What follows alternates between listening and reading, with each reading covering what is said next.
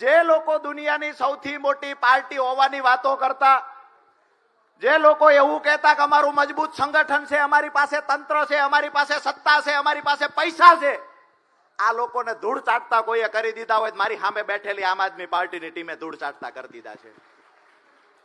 ખૂબ અમારી નાની એવી પાર્ટી, તેમ છતાંય જનૂનથી જે અમારા કાર્યકર્તાઓ લડ્યા, જનૂનથી જે વિસાવદરના મતદારોએ આમ આદમી પાર્ટીને સમર્થન આપ્યું, ટેકો આપ્યો, આજની તકે જ્યારે આમ આદમી પાર્ટીના પ્રદેશના મંચ પરથી જ્યારે વિસાવદર વિધાનસભાની ચૂંટણીના પરિણામ પછી આજની જે પહેલી સભા છે, આજની સભામાં તમામ કાર્યકર્તા અને વિસાવદરની જનતાને હું રાજુ કરપડા બે હાથ જોડીને નતમસ્તક વંદન કરું છું. ગુજરાતના મુદ્દાઓ, આવનાર સમયમાં જે પાર્ટી જે દિશામાં જઈ રહી છે, તમામ વિસ્તાર વાઇઝ જે મુદ્દાઓ છે, જેવી રીતે સાગરભાઈએ કહ્યું કે ખેડૂતોના મુદ્દાની વાત થોડી કરશે, તો હું એવું માનું છું ગુજરાતમાં આજે લગભગ તમામ વર્ગ, તમામ સમુદાય, તમામ સમાજના લોકો ક્યાંક ને ક્યાંક પીડાય છે. મારી વાત સાચી છે? તો આ લોકો માટે લડવાનું કામ કોણ કરશે? આ લોકો માટે લડવાની શરૂઆત આમ આદમી પાર્ટીએ કરી છે. 2022માં શરૂઆત મજબૂતાઈથી કરી, પરિણામ હવે મળતું હોય એવું દેખાય છે. 2022માં પૂરી રીતે આપણે સફળ ન થયા, પણ હવે દરેક કાર્યકર્તાને, દરેક ગુજરાતની જનતાને, દરેક વ્યક્તિને એવું દેખાય છે કે આવનાર સમયમાં 100% આમ આદમી પાર્ટી સફળ થશે અને 27માં સરકાર બનાવશે. અહીંયા જે બેઠેલા લોકો છે, આમાંથી જ કોઈ સરકારમાં હશે. આજે કોઈ કોર્પોરેટર છે, એ વખતે બની શકે કઈક ઊંચા પદ ઉપર સરકારમાં ગાંધીનગર બેઠા હોય. થોડી વાર પછી અહીંયા જ મને દેખાય છે કે 2027ના મુખ્યમંત્રી આપણા મંચ ઉપર જ હશે. થોડી વાર પછી ગૃહમંત્રી આપણા મંચ ઉપર જ હશે. સરકારમાં આપણા લોકો બેઠવાના છે, એ નજર સામે દેખાય છે. કૃષિ મંત્રીની જાહેરાત કરી દઉં. સાગરભાઈ ગઢા થઈ ગયા છે, તો આપણો વારો આવી જશે.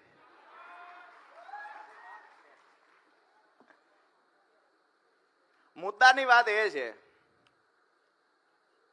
કે આજે ગુજરાતની જનતા આપણી સાથે જોડાય છે. શું કામ? આખા દેશનું ધ્યાન ગુજરાતના યુવાનો, ગુજરાતના આમ આદમી પાર્ટીના કાર્યકર્તા, આખા દેશનું ધ્યાન અહીંયા ખેંચી શા માટે રહ્યા છે?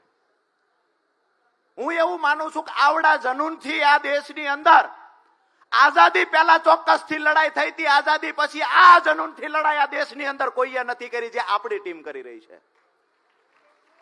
દાવા સાથે કહીએ છીએ કે સ્ટેજ પરથી માત્ર વાતો નથી કરી, જ્યારે જરૂર પડી છે ત્યારે ખેડૂતો માટે લડ્યા છીએ, જરૂર પડી ત્યારે યુવાનો માટે લડ્યા છીએ, જરૂર પડી ત્યારે મોંઘવારી માટે લડ્યા છીએ. જ્યારે યુવાનોના પેપર ફૂટ્યા છે ત્યારે આજે હું ગર્વ સાથે કહી શકું કે આમ આદમી પાર્ટીના પ્રદેશ નેતાથી લઈ અને 67 કાર્યકર્તાઓ 12 દિવસ જેલમાં રહ્યા છે. અને ગુજરાતના ઇતિહાસની પહેલી એવી કોઈ પાર્ટી હોય તો આમ આદમી પાર્ટી છે. હવે જે લોકો 30 વર્ષથી સત્તામાં છે, અહીંયા તમામ વિધાનસભામાંથી આગેવાનો આવ્યા છે. જે વિધાનસભાની અંદર ગઈકાલે આમ તો કૃષિ મંત્રીએ જાહેરાત કરી કે યુરિયા ખાતર અને ડીએપી ખાતર ખેડૂતોને જોઈએ એટલું મળે છે. ગઈકાલે જાહેરાત કરી કે એમાં નેનો સાથે આપવામાં આવતું નથી. આજે હું તમને પૂછવા માંગુ છું કે નેનો આપ્યા વગર એક પણ વિધાનસભામાં કે એક પણ તાલુકામાં ડીએપી યુરિયા ખાતર મળે છે ખરું? તો ઊંચો હાથ કરજો. ન મળતું હોય તો 2 હાથ ઊંચા કરો. તમામ મિત્રોના હાથ ઊંચા થયા છે. મતલબ ક્યાંક ને ક્યાંક કૃષિ મંત્રી ગુજરાતની જનતા અને ખેડૂતોને ગુમરાહ કરવાના પ્રયત્ન કરે છે. આઝાદીના 77 વર્ષ પછી નથી તમે યુરિયા ખાતર આપી શક્યા, નથી તમે ડીએપી ખાતર પૂરું પાડી શકતા, નથી ખેડૂતોની આવક બમણી કરી શક્યા. આજે ગુજરાતનો ખેડૂત દુઃખ સાથે કહેવું પડે કે સરકારની કૃષિ વિરોધી નીતિના કારણે આજે ગુજરાતનો ખેડૂત દિવસે દિવસે દેવાદાર બનતો જાય છે. જે ખેડૂતોનું દેવું 2014માં 75,000 કરોડ રૂપિયા હતું, એ ખેડૂતોનું દેવું આજે 1.5 લાખ કરોડ કરતા વધી ગયું. જે ખેડૂતોની વાત કરીએ તો ગોલ્ડ લોન જે બેંકો આપે છે ત્યાં દાવા સાથે કહું છું કે 80% કરતા વધારે ખેડૂતો ગ્રાહક છે. આજે અમારા ખેડૂતો રાત દિવસ મહેનત કરે તેમ છતાંય ખેડૂતોના ઘરે જ્યારે લગ્ન આવે છે, પ્રસંગ આવે છે, દીકરાના લગ્ન કરવા હોય તો વવારુને ચડાવવા ઘરાણું જોઈતું હોય તો સાસુએ એટલે કે દીકરાની માએ ઘરાણું ગીરવે મૂકવું પડે છે ને પછી વવારુને દીકરીને ઘરાણું ચડે. આ વાસ્તવિકતા ગુજરાતની છે.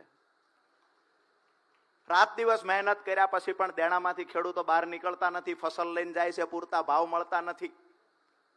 વાતો તો બણગા તો ખૂબ ફૂંકવામાં આવે છે, ટીવી મીડિયામાં આવીને મોટી મોટી વાતો કરવામાં આવે છે, પણ વાસ્તવિક ચિત્ર શું છે? વાસ્તવિક ચિત્ર એ છે કે તમે ખેડૂતના ઘરે જાઓ, ગામડાની અંદર જાઓ, ખેડૂતોના 25-25, 30-30 વર્ષથી પોતાના ઘરનો મોભારો બદલાવી નથી હે કે આ સ્થિતિ ખેડૂતની છે.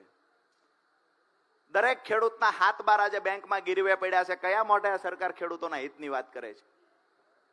આજે ગુજરાતના ખેડૂતોનું જે ખરેખર આશાનું કિરણ હોય તો આમ આદમી પાર્ટી છે. ગુજરાતનો દરેક ખેડૂત, દરેક યુવાન, દરેક મહિલાઓ માટે જો કોઈ લડે એવું હોય, ગુજરાતના દરેક નાગરિકની જો અપેક્ષા હોય કે અમારી માટે કોઈ બોલશે, અમારી માટે કોઈ લડશે, અમારી સરકાર બનશે, તો એ માત્ર ને માત્ર આમ આદમી પાર્ટી છે. અને આમ આદમી પાર્ટીની સરકાર બનાવવા માટે થઈ અને હું એવું માનું છું કે જેવી રીતે મરણિયો જંગ વિસાવદરમાં કર્યો તો એવી રીતે 2027માં મરણિયો જંગ આખા ગુજરાતમાં કરવો જોઈએ. બાકી તો પાર્ટીમાં ઉતાર ચઢાવ ઘણા બધા આવશે. ભાજપના નેતાઓએ પાછું હમણાં થોડો ટાઈમ પહેલા પેલું ખરીદ વેચાણ વાળું ચાલુ કર્યું. એને એ નથી ખબર કે આ લોકો મરજીવા છે. એને નથી મોતનો ડર લાગતો, એને નથી હિંમત હારવાની ખબર પડતી. હિંમત હારવાનું સોફ્ટવેર લગભગ આમ આદમી પાર્ટીના કાર્યકર્તામાં ફિટ જ નથી કર્યું ભગવાને. અમારો કાર્યકર્તા ક્યારેય હિંમત નહીં હારે. ઘણા લોકો એવું કે પહેલા ખબર હતી તો પછી આવું તેવું કરવું હતું, આમ કરવું હતું, તેમ કરવું હતું, પહેલા ખબર હતી તો કાઢી મૂકવાતા. એક કહેવત છે અમારા ગામડામાં કે કડવા હોય તો પણ ચાખવા પડે, કડવા હોય તો પણ ચાખવા પડે, અણગમતા હોય તો પણ ભેળા રાખવા પડે. સાહેબ આ સમયની તકદીર છે. સાહેબ આ સમયની તકદીર છે. પોતાના ઉઘાડા તો થાય પણ પોતાના હોય ને એટલે ઢાંકવા પડે. પાર્ટી માં બની, પાર્ટીના ખોળામાં ઉછેર થયો, પાર્ટીએ મોટા કર્યા અને એ પાર્ટી સાથે ગદ્દારી કરનાર વ્યક્તિને હું એવું કહીશ કે તમારા મા બાપને વૃદ્ધ આશ્રમમાં મોકલો, એના કરતા પણ મોટું પાપ તમે અહીંયા કર્યું છે. આજે તમને બધાને વિનંતી કરીએ છીએ કે આવનાર સમયમાં જે ગુજરાતની જનતાની અપેક્ષા છે એ અપેક્ષામાં ખરા ઉતરવા માટે થઈ અને જેવડી પણ લડાઈ લડવી પડે, આ લડાઈ લડવાની આપણી સંપૂર્ણ તૈયારી સાથે આપણે મેદાનમાં આવ્યા છીએ. અને આ જોમ જુસ્સા સાથે, આ હિંમત સાથે જો આપણે લડશું તો આપણને પરિણામ લાવતા કોઈ રોકી નહીં શકે. આવનાર સમયમાં જ્યાં પણ જરૂર પડશે ત્યાં પાર્ટીનું પ્રદેશ નેતૃત્વ દરેક જિલ્લા મથકે, તાલુકા મથકે, ગામડાઓમાં જે પણ સૌરાષ્ટ્રના પ્રશ્ન હશે, ઉત્તર ગુજરાતના હોય, દક્ષિણ ગુજરાતના હોય, આદિવાસી બેલ્ટના પ્રશ્ન હશે, તમામ મુદ્દે આજે આમ આદમી પાર્ટી મજબૂતાઈથી લડે છે. હમણાં નવું ભાજપ વાળા શીખ્યા છે કે આમ આદમી પાર્ટીના કાર્યકર્તા વિરોધ કરવા જાય તેની પર કેસ કરી દેવો. 2-3 દિવસ પહેલા અહીંયા વડોદરામાં કર્યો, 2 દિવસ પહેલા અમારે કમલેશભાઈ કોટેચાંદ, દીપકભાઈ ઉપર કેસ ત્યાં કર્યો સુરેન્દ્રનગરમાં. ક્યાંક ને ક્યાંક કેસ કરી પોલીસને આગળ કરી દબાવવાના પ્રયત્ન થઈ રહ્યા છે. પણ એક વાત ચોક્કસથી કહીશ, જે સરકારમાં બેઠેલા લોકો જે છે, જેને હંમેશા આવું કઈ હોય છે, સત્તા જતી રહે છે, પોલીસને આગળ કરો, પોલીસને આગળ કરો, પોલીસને આગળ કરો, એને કહીએ છીએ કે અમારો પ્રદેશ નેતા પોલીસની નોકરીને લાત મારીને અહીંયા રાજકારણમાં આવ્યો છે. તમે પોલીસની વાત કરો છો, ગૃહમંત્રીને પણ જેનો ડર લાગે એ ગોપાલ ઇટાલિયા અમારી પાર્ટીમાં છે. અને આવનાર સમયમાં મને જાણવા મળ્યું, ગામડાઓમાં અમારા ચોરે બેઠેલા બાબાઓ કહેતા હતા કે ગૃહ મંત્રાલયના દરવાજે તો અમુક નવી નોટિસો, સ્ટીકર લાગશે, પણ એવું કઈક ન થાય તો સારું છે કે વિધાનસભામાં બૂટ ચપ્પલ બહાર કાઢીને જવાનું. કોઈનાથી ડરવા વાળો માણસ આમ આદમી પાર્ટીમાં નથી. બહેનો છે તો મજબૂતાઈથી લડે છે, યુવાનો છે તો મજબૂતાઈથી લડે છે. અને સાગરભાઈએ જે વાત કરી કે યુવાનોને સૌથી વધારે કોઈએ મહત્વ આપ્યું હોય તો એ આમ આદમી પાર્ટીએ આપ્યું છે. આ માનવું પડે. આજે આપણા ધારાસભ્યોમાંથી 4 ધારાસભ્ય યુવાન, 4 ધારાસભ્યની 40 વર્ષની આસપાસની ઉંમર, અને આ યુવાનો ભણેલા ગણેલા યુવાનો આપણી વચ્ચે પ્રદેશ પ્રમુખ ઈસુદાનભાઈ ગઢવી જયારે ઉપસ્થિત થયા છે ત્યારે જોરદાર તાળીઓથી ઈસુદાનભાઈને આપણે વધાવીએ.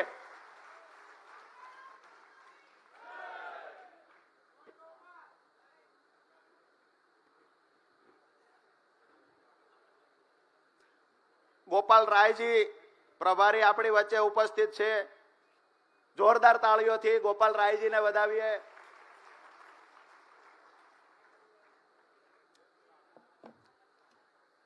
આમ તો પ્રદેશ નેતાઓ, રાષ્ટ્રીય નેતાઓ, પ્રદેશ પ્રમુખ, મહામંત્રી આ તમામને આજે આપણે સાંભળવાના છે. વચ્ચેથી સાગરભાઈએ મને કીધું એટલે 5 મિનિટ માટે હું આવ્યો મારી વાત મૂકવા. મારી વાત પૂરી કરતા પહેલા એક વાત ચોક્કસથી કરીને મારી વાત પૂરી કરીશ. ગમે એવડી મજબૂતાઈથી લડવાનું થાય, ભાજપ કોંગ્રેસના ગઠબંધન સામે લડવાનું થાય, કમર કસી લેજો. આવનાર 2 વર્ષ ગુજરાતના ઇતિહાસને લખવા માટેના 2 વર્ષ છે. આવનાર 2 વર્ષ આમ આદમી પાર્ટીની સરકાર બનાવવા માટેના 2 વર્ષ છે. આવનાર 2 વર્ષ નાનો એવો ચડ્ડી પહેરેલો, ફાટેલી ચડ્ડી પહેરેલું જે બાળક રમે છે ને એનું ભવિષ્ય બનાવવા માટે છે. આવનાર 2 વર્ષ ગુજરાતની રાજનીતિમાં બદલાવ લાવવા માટે છે. અને જે લોકોએ આખા દેશ પર કબજો જમાવી આખા દેશને લૂંટવાના પ્રયત્ન કર્યા છે, અહીંયાથી ગુજરાતમાંથી જે 2 લોકોને દિલ્હી મોકલ્યા, આખા દેશના પર જેને કબજો કર્યો છે એને ઘર ભેગા પોતાના વતનમાં મોકલવા માટેના 2 વર્ષ છે. આપ સૌનો હૃદય